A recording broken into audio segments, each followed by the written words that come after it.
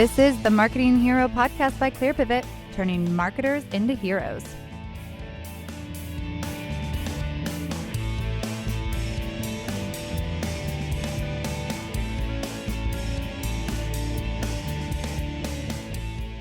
Welcome to the Marketing Hero podcast. I'm your host, Maya Wells. If there were only one episode of this podcast to choose, you tapped on the right one. You're about to hear from content marketing's best advice giver and genuinely engaging and helpful guy, John Bonini. If that name does not sound familiar, you may be living under a marketing rock, but you're here now, so let's catch you up. John Bonini is the Director of Marketing at Databox and also runs the Some Good Content podcast, blog, and community for advanced content marketers. Basically, he knows exactly what he's talking about when it comes to content marketing for SaaS. So if you want to know why systems thinking is a superpower and why most content marketing advice is much too general to be helpful, I'm excited for you to come geek out with us right now. John Bonini, welcome to the show. Thank you so much for having me, Maya, and thank you for that introduction. I have to live up to that. So thank you so much for having me. It's an honor to be here. Like I told you earlier, to be a guest on a podcast called the Marketing Hero podcast is like, you got to bring your A game. So thank you for having me.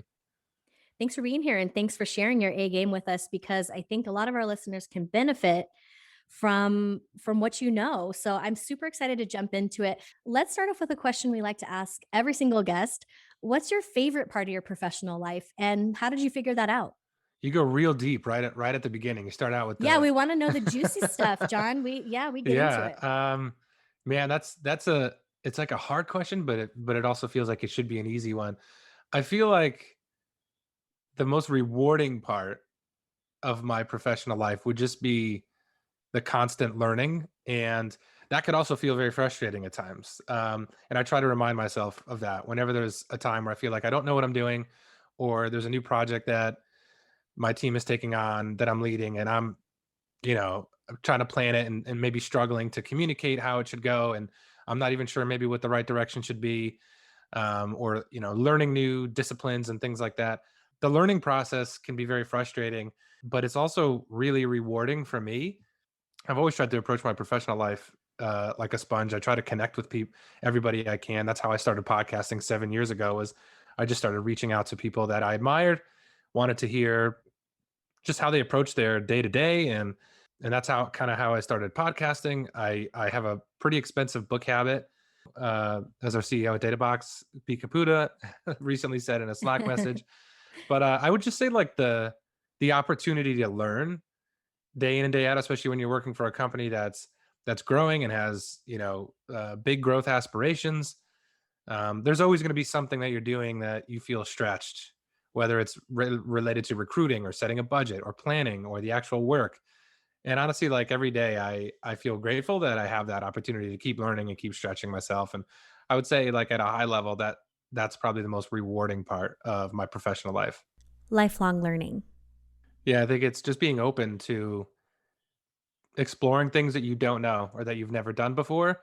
And obviously, we're fairly well conditioned to avoid those types of things, right? Because it'll make you feel inferior, or it'll make you feel dumb, or it'll make you feel, whatever it is, right? Mostly things that aren't good. So, but I think being open to that and embracing big projects that you've never taken on before, or things that you have no idea how to do, and just be like, you know what, I'm just going to figure it out. I'm going to do it anyways. Everyone else who came before me that did this also at some point didn't know how to do it or had never done it before. So I think it's just being open and then just diving in and preparing yourself, reading everything that you can. If there's books on the subject, if there's people that you can connect with. And I feel like that's sort of been a competitive advantage for me throughout my career, is just the velocity at which maybe that I not necessarily maybe learn, but the velocity at which I seek out things to learn. Not necessarily that I look at it as a competitive advantage because I just enjoy it, but looking back, it's definitely something that's helped me along in my own career. Sounds like it's been a good approach for sure. Let's start by talking about Databox. What are some of the most important things that you've been able to learn and grow with there? So many, right? It feels like everything. Yeah. I think when I came to Databox, I feel like I was very good at doing the work. And what I had to learn was how to enable other people to do the work. And that part for me early on was tough. I had worked for organizations who were never really process driven, never really did like quarterly plans, never documented processes for how things were doing. So that was all kind of, believe it or not, foreign to me. And then I came to Databox and working with somebody like Pete, who was, I mean, as far in the other direction as you can go in terms of being systems driven and process driven. So working early on to first figure out what are the things that work, and then documenting those processes, making them repeatable, recruiting and bringing on the right people that could then take on those projects. So you kind of backfill yourself and then go work on bigger projects. That has been the biggest thing, and also like a superpower. Like processes and systems thinking is a superpower, but also it's something that has a negative connotation with most people. Developing processes and making things repeatable to most people feels like, oh, okay, so this is just going to be an assembly line. Nothing good ever, nothing unique, right? Ever comes off an assembly line by design. But I think by having that sort of approach to your content, to your marketing, to your business, allows you to scale quality in a way that I never, was able to do or enable others to do. So I think the biggest thing I've learned at Databox is, forget when I got here, it was almost like, Pete never said this, but I'm paraphrasing, but some of the things he would say was like, we know you could do great work, but to scale and to keep growing, you can't be the only one. Right? Like we need to enable others, we need to empower others, we need to recruit others that can do these things that you're saying. Because my inclination was I would launch a new podcast or I would launch a new content asset of some sort, and I would just want to take it on. And he'd be like, "Great, how can we pass this off?" And I'm like, "I don't want to pass it off. This is my thing. I like Yeah. nobody can do this as well as I can." Like you're thinking those things in your head, and he really helped me kind of see outside of that and be like, "All right, well, if you always have that mindset, you're never going to be able to scale a team and be able to grow because if you're the only one that could do it, it's never going to work." So I think that was really the biggest lesson for me. And growing into a systems thinker and developing processes. And it's over the last 3.5 years, it's, become, like I said, a superpower for being able to achieve a lot with a small team. And yeah, I'm so thankful for that because not only is it's helped with Databox, but that'll be something I take with me throughout the rest of my career. I mean, frankly, my life, right? Like systems thinking is certainly a discipline that has applications across your whole life, personally and professionally. So I would say that's the biggest thing, honestly, since coming to Databox, was understanding that great companies, successful companies, big companies, they get to where they are to that scale because they made something repeatable. And that sounds super obvious in retrospect, but coming in, I didn't think that way. And so that was really the biggest learning for me over the last 3.5 years. What's a process that's helped you? Yeah, I mean, so we have a lot. I mean, our content process at Databox, I think, is 75 pages. So Wow. I Okay, won't give read us like through the it. cliff notes. Yeah. I won't read through it for you. But we have a lot of different content assets. We have our blog, we have the podcast, we have a video series called Data Snacks. So that's something I launched early on when I was referencing before that Pete was like, okay, how can we pass this off? That was the content asset. It was a show that I started. It was called Data Snacks, and I would record these quick videos about like, I would pull a metric, like blog bounce rate by blog post or something like that. And I would, in 3 minutes or 5 minutes, hence the snack in the title of the series, I would show people what is it, why is it important, and how to quickly track it. And I was trying to basically break down, most content on analytics is like so dry and clinical. I was trying to Mhm. make it more accessible. That's been a big goal of ours from a content standpoint and just from a product standpoint at Databox, is make this stuff more accessible. And so that's what I was trying to do initially with Data Snacks. Was I'm going to talk about a different metric each time. I'm going to really simplify everything and what it is and what are the three things maybe you could learn from it. And here's how to track it. You don't have to be a data analyst to be able to do this. And I'm going to show you how to do it using Databox, of course. And so I, put that together. Obviously, over time, as we continue to scale, it was difficult for me to do that myself, right? As you're growing a team and you're overseeing different projects. So, we've kind of had a couple false starts on trying to get that series back again, but we actually recently relaunched it. And the whole process for that is documented from everything from developing the topic. We have a spreadsheet with different columns on how to come up with the right angle, everything from outlining, like here are the 4 distinct sections that should be in every data snack so it's repeatable. Some of the sections even have certain parts that could be the same in every episode. And so it really allows the team to start from a strong place from an outline perspective. And then from recording, right? It makes everything easier. The whole process for that is really documented. And a lot of it kind of goes back to that initial format that I started 3 years ago when I first did it and couldn't keep up with it. And now I've kind of, codified it and empowered others in the team to do it. So Monya, who's our product marketer at Databox, has sort of taken on, the recording of those. And we have a couple other folks in the team that help with the outline and in research process. And I'm just sort of overseeing and kind of giving it the final blessing at the end.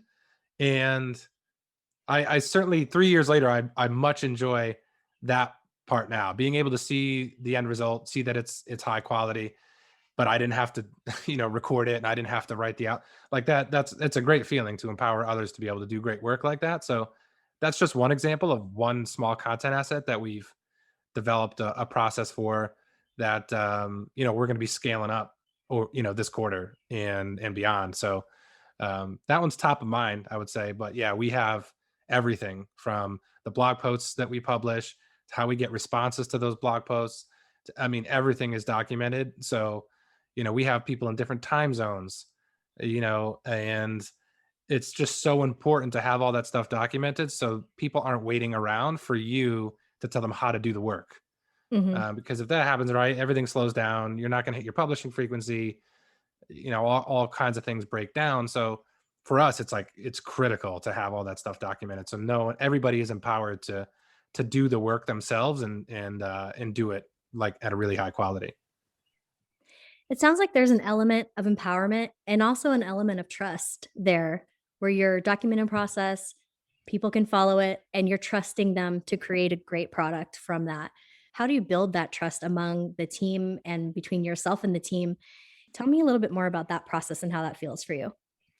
Yeah, I think it's just about being intuitive and recognizing people's strengths and their weaknesses and things that they enjoy, things that they don't enjoy. For example, there's people on the team who love recording the video. There's people on the team who hate doing the video. Maybe aren't that's not that wouldn't be their strength anyways.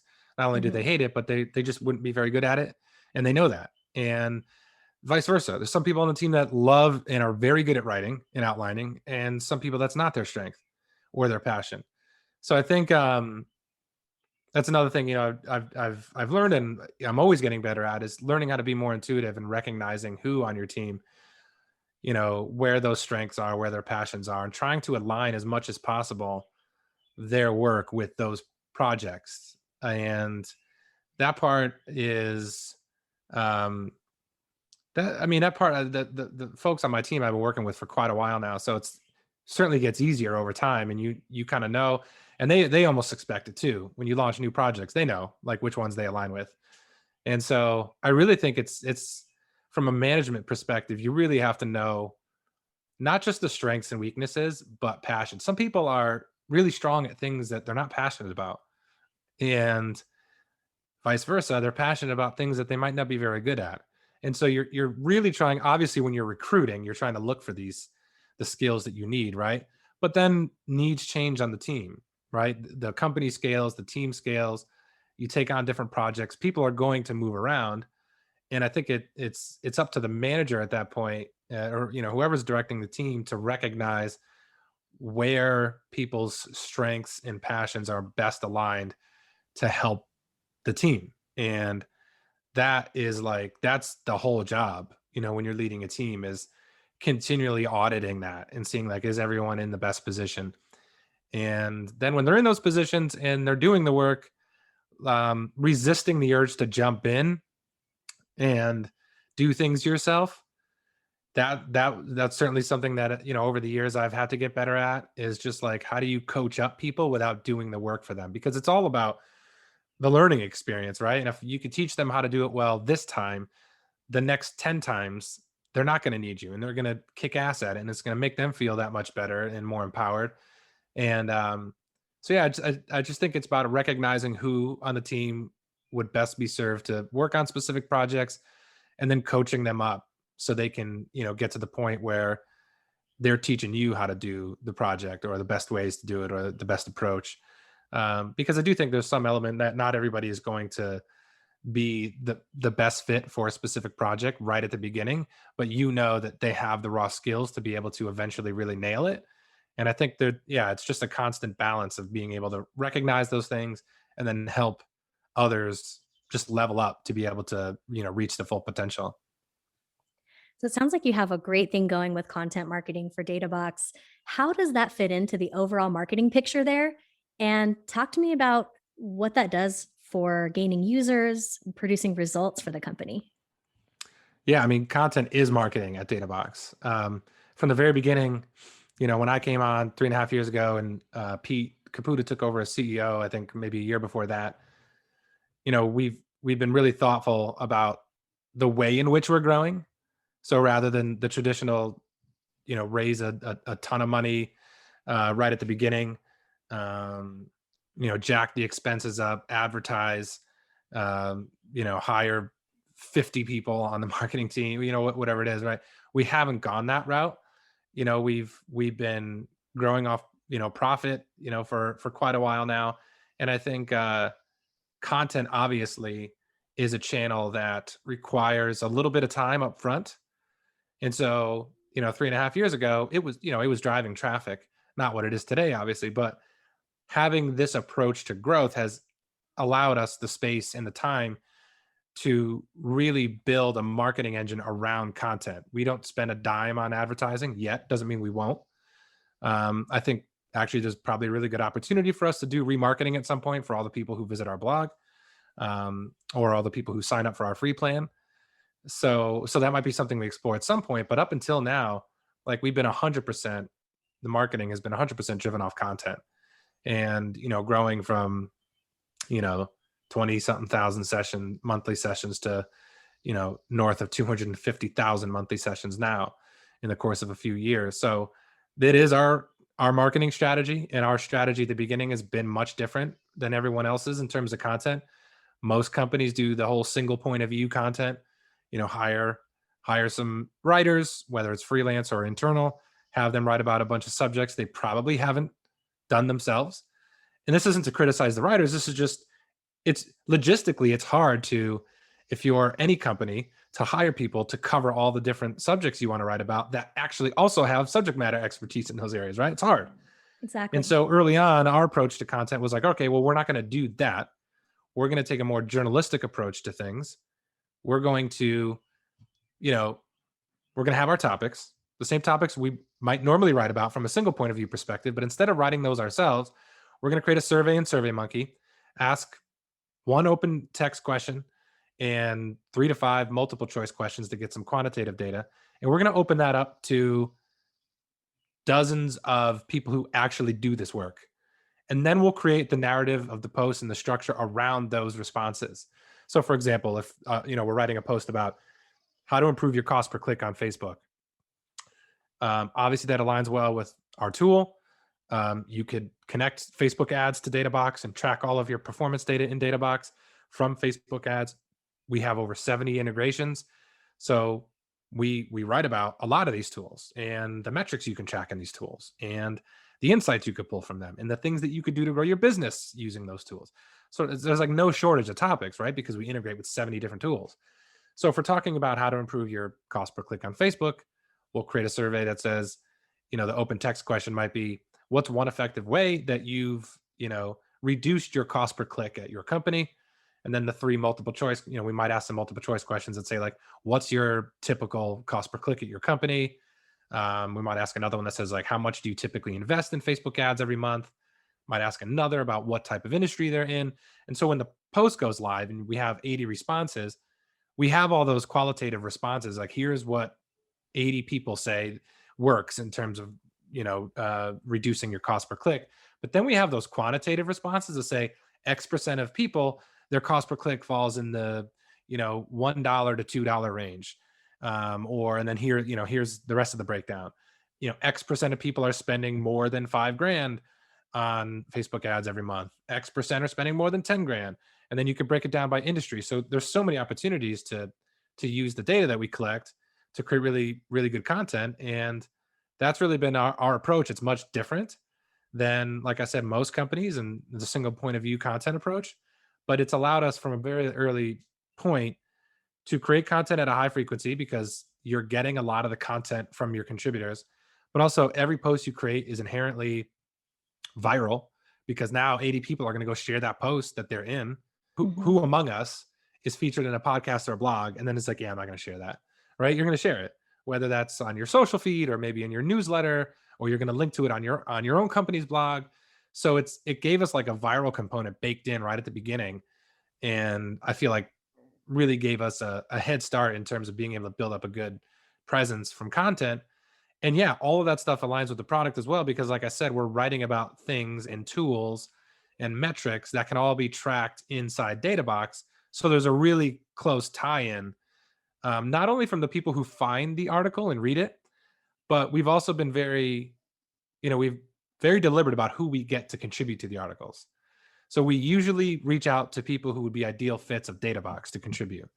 And it's a very warm way of introducing people that would be good fits of our product into our ecosystem without saying, hey, Maya, have you tried Databox? How are you currently tracking all of your performance data? Like all those crappy Right. messages that you get in LinkedIn right now. So it's a really warm introduction if I reached out and said, hey, Maya, I saw that you published this blog post on your blog about cost per click. And we're actually publishing a report on it. And we're reaching out to people that are experts in it and just want to get a few words. Would you mind submitting a quote to this article? Most people are flattered. They're like, oh, sure. Yeah, I'm going to get a backlink to my Yeah. website. My name's going to be in it. Sure. Yeah. We never try to sell them on Databox. We never pitch them on it, but they naturally become familiar with us. We become more top of mind. They're obviously visiting our website. And so that has been a good like growth lever for us, although a little harder to track, um, really since the early days. So the whole thing kind of created this like miniature flywheel of the people contributing would be good fits, and then the content that we're publishing based on their contributions are attracting other people who would be good fits. And then it's just been really effective for us. So we've just scaled that over the years from like one of those a week to, I think recently we've been doing 7 of those a week. So that's been, and then obviously we have other assets too, but that was like a big one for us. So yeah, content is marketing for us. And we haven't done any paid really whatsoever. That'll That's probably incredible. change, but yeah, that's been the we've been fully bought in and scaling it now for 3.5, 4 years. What approach do you take to planning that content? So you've mentioned some different channels that you are on and some different, series, the video series that you mentioned, for example. How do you strategize around specific keywords or specific features or specific audiences? What's that process like for you guys on planning out how that all fits together? Because it seems like there's a lot of moving parts. Yeah. There's the whole contributor situation. There's things that you guys are putting out yourself. Talk to me more about how you plan that. So this is a two-parter because we're actually evolving that as we speak. But up until now, yeah, we've kind of had these different content assets, and they kind of had their own editorial funnels, if you will. And so yeah, we usually start from some sort of input, whether it's a keyword volume, or it's something our support team hears frequently, like a use case that comes up a lot, like tracking your life cycle stages in HubSpot CRM or something like that, right? Something that they get asked about a lot. Some sort of qualitative or quantitative input like that will help us kind of put together like all right, we have a topic now, but then we've always as a team tried to go a little deeper, do some research. What are some good angles we could take on that topic?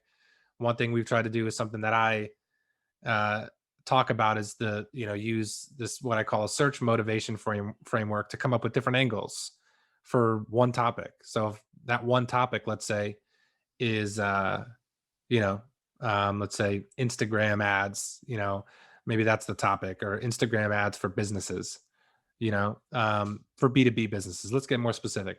Instagram ads for B2B businesses, right?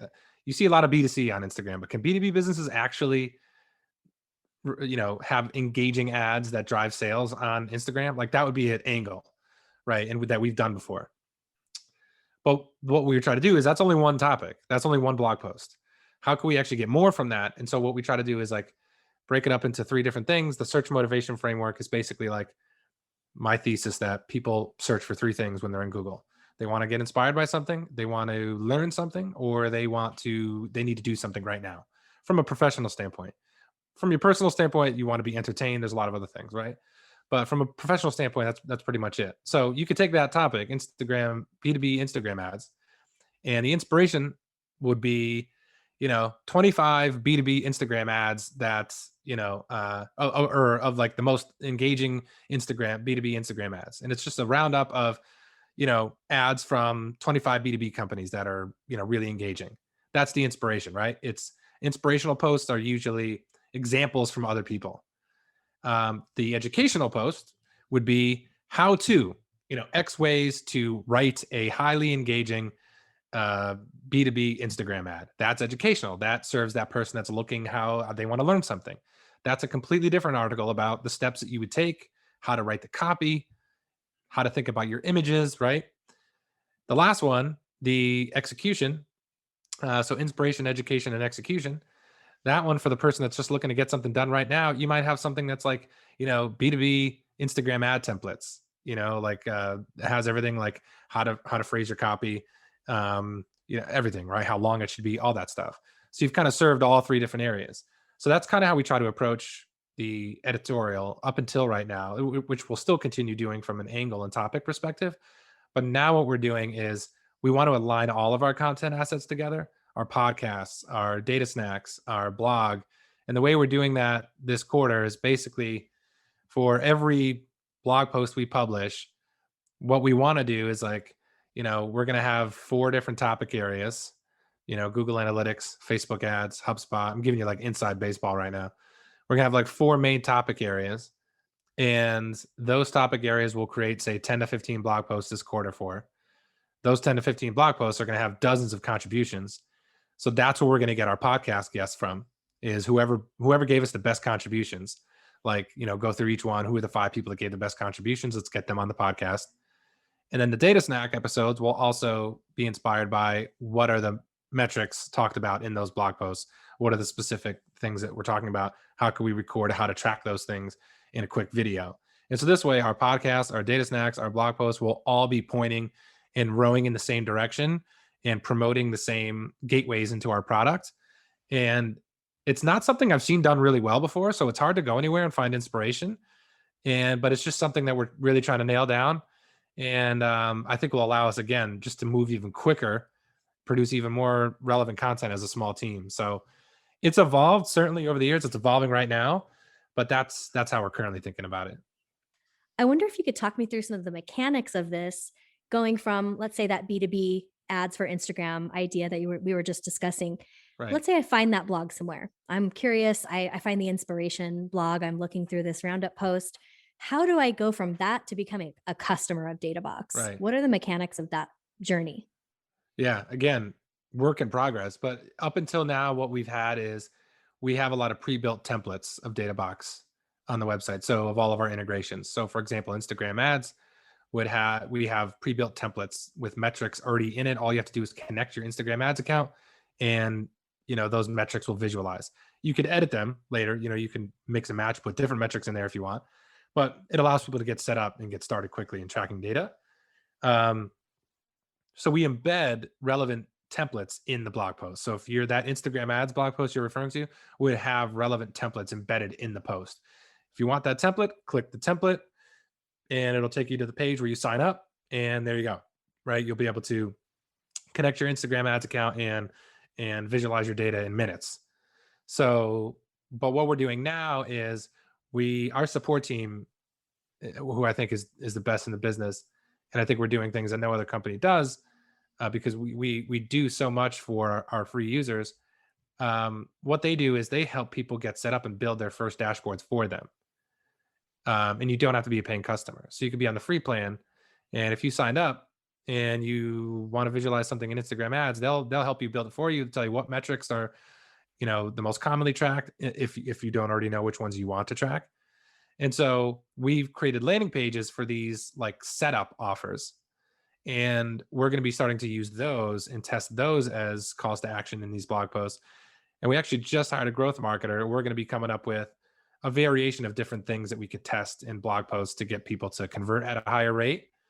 But up until now, yeah, it's been primarily driven by the templates. And I think, we've seen diminished returns from that over time, not because they're not effective, obviously, but because I just think we need to introduce, not everybody is at that point yet, right?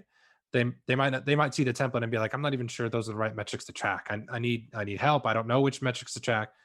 And that's where like the different offers and the different CTAs, different levels of CTAs will come into play in these blog posts.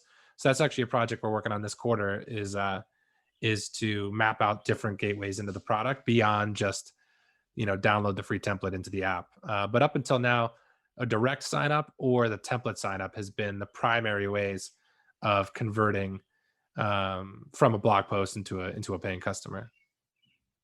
So, John, let's transition. I want to talk more about your efforts with Some Good Content because it actually is really good content and I want people to know about it. Can you tell us more about what you're doing there and how people can find it?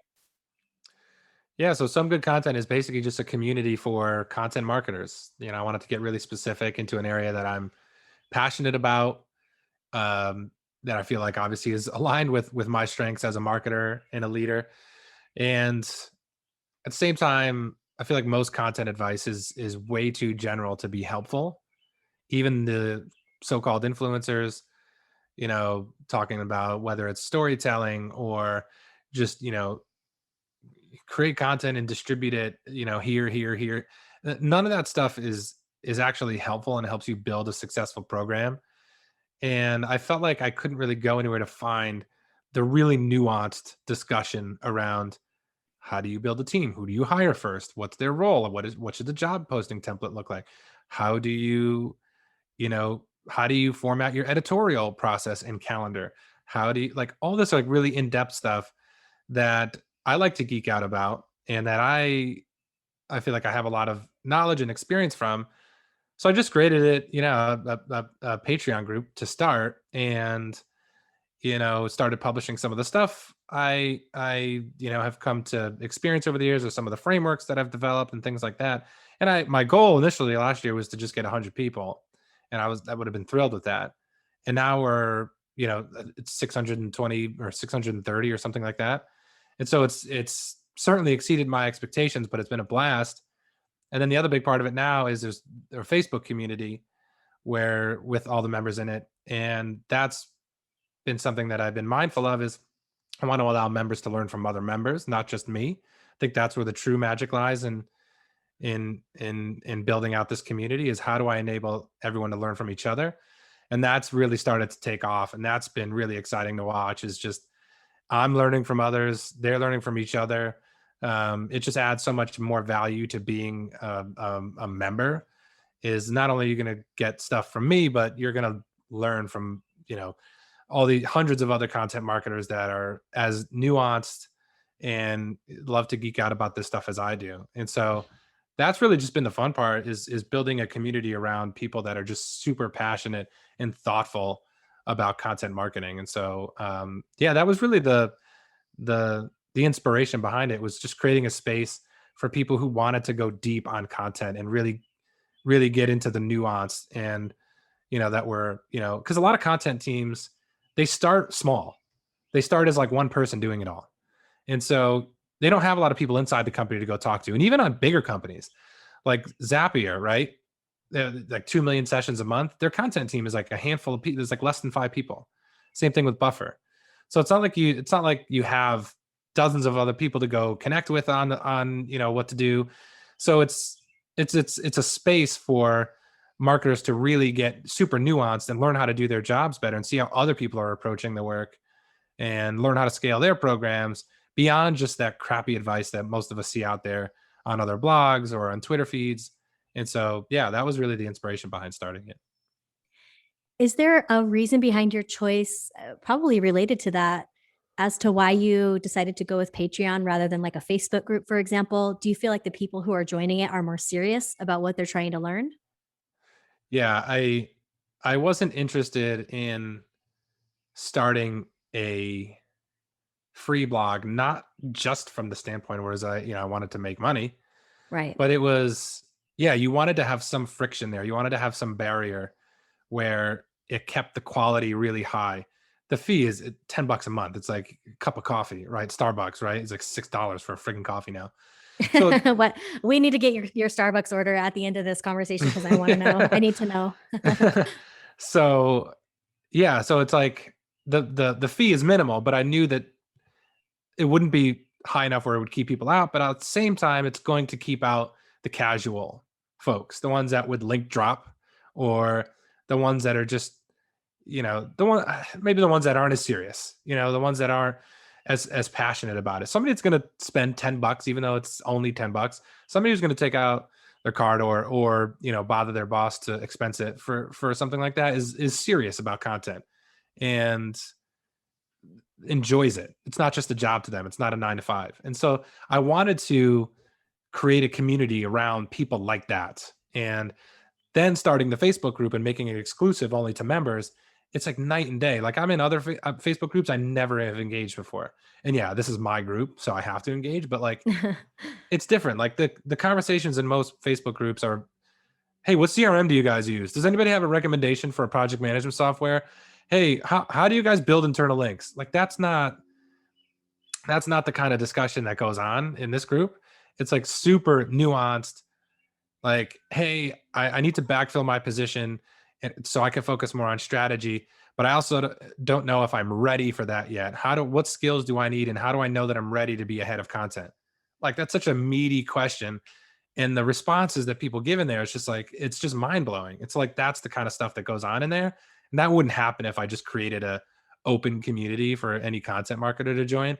It would quickly devolve into another place where people would try to slowly go to and try to drop their own links to their content and things like that. And that's just, I'm not interested in doing that. So, There's enough of those out there already, I think. right. Exactly. Yeah. Yeah. All right. So give us your Starbucks order. I'll start with mine, which is normally an iced almond milk latte. What do you get for your $6 coffee? Mine used to be a lot more exciting, but I've switched to decaf. And Oh, most people would be really? like, "Oh, that's blasphemous! Like you go to Starbucks and get decaf," which they don't always have it, which is a pain. They like look down on us decaf drinkers. But I switched to decaf, so my order's not as exciting anymore. I usually just get like a hot decaf, or I'll get crazy and throw some like French vanilla in there. Ooh, But yeah, I switched to decaf, so my orders aren't as exciting anymore. But keeping it simple is good. Well, we definitely appreciate all the advice that you've given us about content marketing and what you've got going on. Do you have any shout outs you'd like to give before we sign off here, perhaps to somebody who has a birthday coming up? somebody who has a birthday coming up. So yeah, my daughter is turning 1 on Saturday. So for those listening, we're recording this on a Thursday. So 2 days from now, my third born, my little girl is going to be 1. She's basically her whole life she's been in quarantine and not even known it. And we've slowly, as our family has started to become vaccinated, have started seeing everybody, and she's like this whole new world opening up, and she's been super like she's just been rolling with it. We thought she would be like terrified of other people and not want other people to hold her, but she just goes with it. She's a real chill girl, and yeah, she's turning 1 in a couple days, so that'll be my weekend, and I'm really looking forward to that. Well, happy birthday to your little girl. And John, thanks for joining us on The Marketing Hero. We'll talk to you soon. Thanks so much.